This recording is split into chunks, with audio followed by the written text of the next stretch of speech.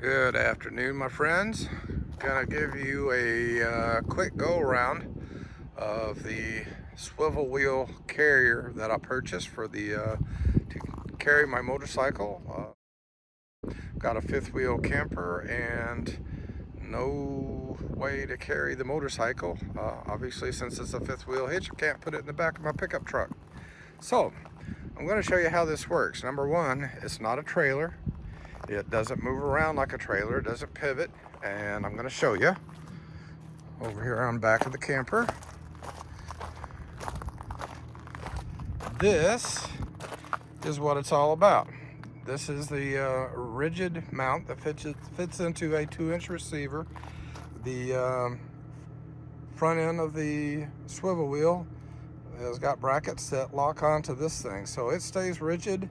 It's pretty much just like having a bicycle carrier on the back of the unit with the swivel wheel on the ground to support the weight. And thus, no title, no license plate, no registration fees. That's all a good thing.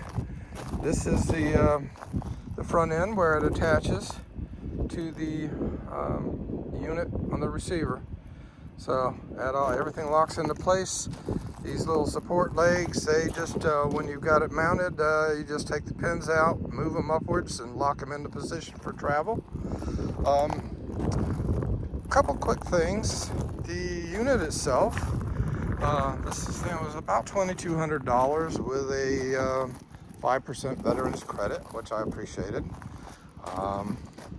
That's a lot of money for such a small little thing. And I'm pretty sure that most of that money is in the swivel wheel itself, which is mounted up underneath. And that wheel, when you're going down the road, will turn with the trailer. So, and if you're backing up, wheel would be pretty much in the position that it's in now. So when you're backing, you don't have to worry about, like if you had a trailer, especially, I mean, you're talking a 2-trailer hookup and you're thinking, where's that trailer at? I can't see it.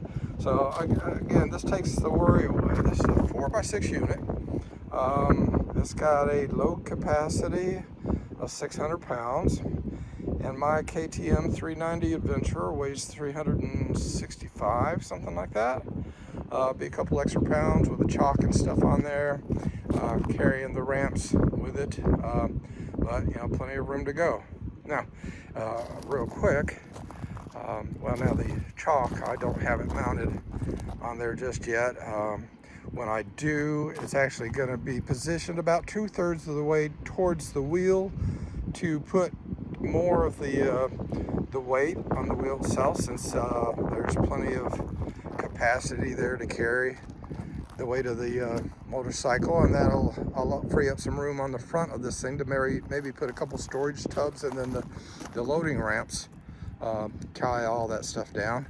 And fortunately, I do have a couple points here on each corner where I can run the tie-down straps to. Lights and everything hook up to the back of the camper. The only thing that I'm not liking about this, now I had number one, the manufacturer, Fast Products, they're in Katy, Texas, which is right there in Houston. And from where I'm at, that was a 1,100 mile round trip that I made in 2 days to go pick it up.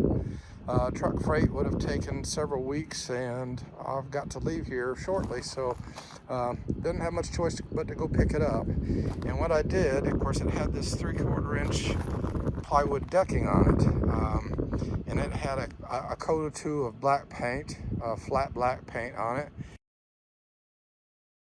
And of course, plywood, to me, it's not a good surface material. It's laminated, it cracks with the weather, and since it was still in fairly new condition, but still a fair amount of cracking, I put 4 coats of oil-based enamel on this thing, and turned out, of course, maybe it looks kind of nice. I mean, the 2-tone color, but that's because the local hardware store only had 1 quart of each paint, and I ran out of orange. It was going to be all orange, but anyway, even in the orange, you can see, even with 4 coats of oil-based enamel, the cracking is still coming through in this plywood.